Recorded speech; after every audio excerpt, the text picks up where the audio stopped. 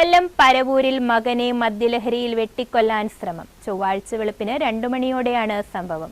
സുനി എന്ന് വിളിപ്പേരുള്ള രാജേഷ് 18 വയസ്സുള്ള ഉറങ്ങിക്കിടക്കുകയായിരുന്ന മകൻ അഭിലാഷിനെ മുഖത്തും കഴുത്തിനും കൈക്കും വെട്ടുകയായിരുന്നു. രാജേഷിന്റെ ആക്രമണത്തിൽ ഗുരുതരമായി പരിക്കേറ്റ അഭിലാഷിനെ നാട്ടുകാരാണ് പാരിപ്പള്ളി മെഡിക്കൽ കോളേജിൽ എത്തിച്ചത്.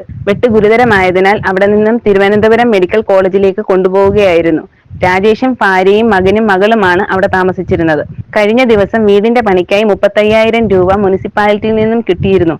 അമ്മയും മകനും കൂടെ പോയി വാങ്ങി മകന്റെ കയ്യിൽ സൂക്ഷിക്കുകയായിരുന്നു. എന്നാൽ വൈകിട്ട് രാജേഷ് വന്ന് പണം ആവശ്യപ്പെട്ടു. എന്നാൽ മകൻ കൊടുക്കാൻ തയ്യാറായില്ല. അങ്ങനെ വഴക്ക് നടന്നിരുന്നതായി നാട്ടുകാർ പറഞ്ഞു. അവിടെ നിന്ന് മദ്യം കഴിച്ചിട്ട് 2 മണിയോടെ ഹാളിൽ ഉറങ്ങിക്കിടക്കുകയായിരുന്ന മകനെ വെട്ടുകയായിരുന്നു. അമ്മ നിലവിളിച്ച് അടുത്തുള്ള വീടുകളിലേക്ക് ഓടുകയും മുനിസിപ്പൽ കൗൺസിലറും നാട്ടുകാരും എത്തി ആശുപത്രിയിലേക്ക് കൊണ്ടുപോവുകയുമായിരുന്നു. തുടർന്ന് പോലീസ് എത്തി തിരച്ചിൽ നടത്തി ആറ്റിന്റെ കരയിൽ നിന്നും രാജേഷിനെ പിടികൂടുകയായിരുന്നു. ഇയാൾ സ്ഥിരമായി ആക്രമണകാരിയാണെന്ന് നാട്ടുകാർ പറഞ്ഞു. ന്യൂസ് ബ്യൂറോ, കൊല്ലം.